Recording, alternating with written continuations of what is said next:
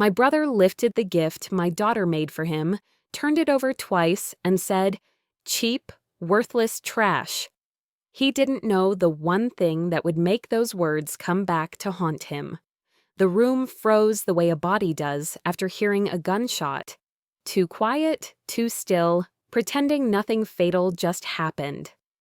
My name is Marina Hale, 38 years old, a social worker, and lately a single mother trying to keep my life from splitting along old seams. I wish I could tell you this moment shocked me, that my brother's words took me by surprise, but the truth is darker. I expected it.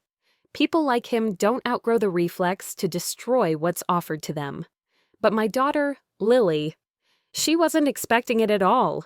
She had worked on that frame for 3 days, sitting cross-legged on the kitchen floor, mixing colors that made no real sense together. Lavender, rust, a streak of gold like sunlight trying to break through a storm cloud. She told me she was making it for Uncle Theo because he's sad.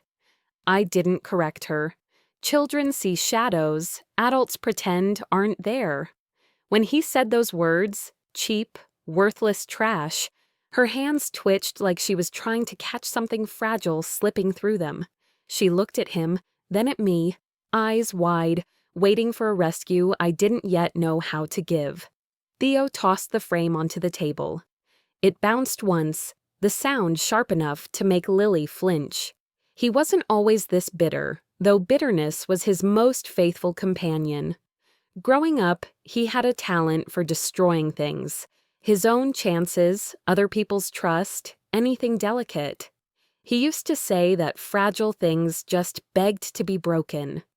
We never understood why until much later.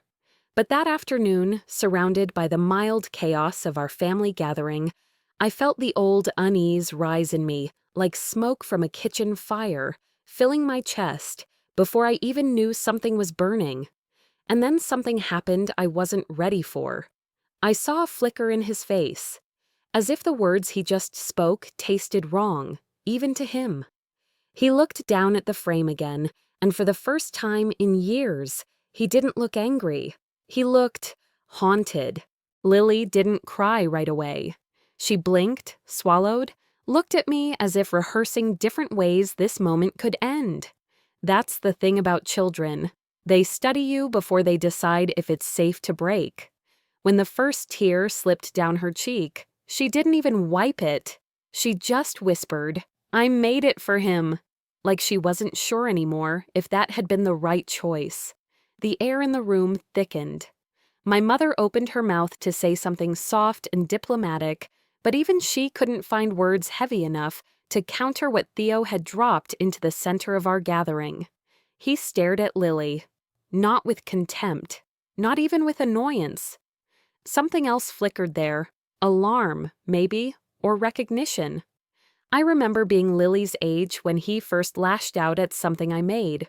I had drawn him a picture, us standing on a hill, holding hands. He crumpled it and told me to stop pretending. I never understood what he meant. Pretending what? That we were siblings? That we were safe? That love could be simple?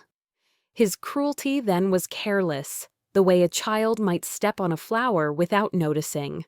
But now, decades later, the cruelty had shape, memory, and direction. I knelt beside Lily, whispering that she did nothing wrong. She shook her head and pressed her palms to her eyes, like she was trying to push the moment out. Theo took a step toward her, then stopped, as if something inside him yanked the brakes. His face had gone pale. "Marina," he said quietly, "I didn't mean—" But I raised my hand. Not out of anger, out of warning, because I wasn't just thinking about my daughter. I was thinking about the night, years ago, when Theo showed up at my door shaking, drunk, and terrified of something he wouldn't name. The night he confessed that he didn't know how to accept kindness. That every time someone gave him something, it felt like a trick waiting to collapse. Back then, I hugged him. Back then, he let me. But people forget their softer moments. They remember their armor.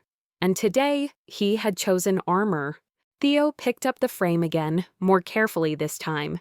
He turned it over slowly, tracing the uneven edges Lily had sanded herself. I could see his throat tighten. "Why'd she make this?" he asked. Not accusatory, genuinely confused. I swallowed. "Because she thought you needed something that came from someone who cared."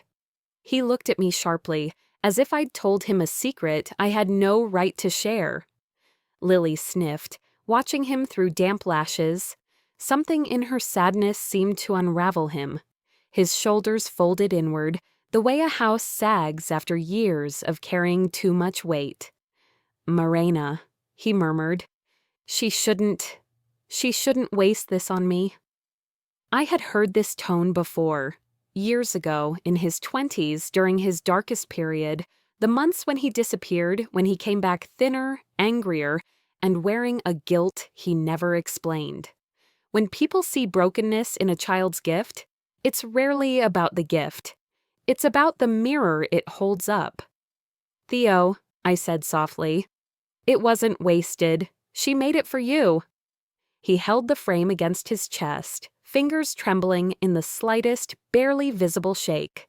He didn't realize that Lily was watching every second. Children don't need grand apologies. They need sincerity in small gestures. But the twist, the part I had kept from him, was that the design Lily painted wasn't random. The lavender, rust, and gold weren't the colors she normally used. They were the colors of a bracelet my brother had given me when I was 16. The only gift he had ever made for someone. He carved the beads himself and tied it with a clumsy knot. I treasured it until it broke, and even then I kept the pieces in a drawer. Lily had found them months ago. Without knowing their story, she used their colors for the frame. She didn't know she had resurrected something he made in the only soft chapter of his youth. But I knew, and so did he, the moment he recognized the palette. His breath caught. Why those colors? I didn't answer, because that was the moment everything in him cracked. He lowered himself onto the couch as if suddenly exhausted. The frame rested in his lap like something fragile he wasn't sure he deserved to touch. "I made those colors once," he whispered. "A long time ago." His voice sounded like someone walking barefoot over broken glass. "I didn't think anyone remembered."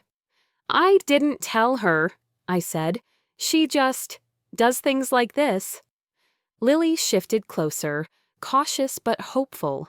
Theo looked at her with a rawness I hadn't seen since we were teenagers, before our family's silence taught us to bury everything soft. "I'm sorry," he said to her. "I shouldn't have said what I did. It wasn't about you. It was never about you." She nodded, hesitated, and then climbed into my lap. Not his, not yet. Trust doesn't repair as fast as regret forms. Theo swallowed hard. "I didn't keep the things people gave me when I was young. I didn't know how. I thought, if I didn't get attached, nothing could hurt me." He paused. "Turns out the opposite is true." The room felt heavier and lighter at the same time, like a storm that hadn't decided whether to break or pass. Lily finally spoke. "You can keep this one," she said, and that single sentence, simple, earnest, undeserved, struck him harder than anything I could have said. He nodded, blinking away something he refused to let fall. "Yeah," he whispered. "Yeah, I'll keep this one." We didn't hug. There was no cinematic swell of reconciliation. There was just a man holding a crooked wooden frame and a child watching him learn how to value something fragile. Later that night, after everyone left, I found the frame still on the table, but positioned carefully, upright, facing the doorway. Not tossed, not forgotten. Placed. A small gesture, but one that told me the truth. People don't heal in dramatic moments. They heal in the quiet ones, the ones where no one claps, and no one announces change. And as I turned off the lights, I knew something else, dark but hopeful in its way. Sometimes the harshest words in a family aren't the end of anything. They're the beginning of the truth finally breaking through.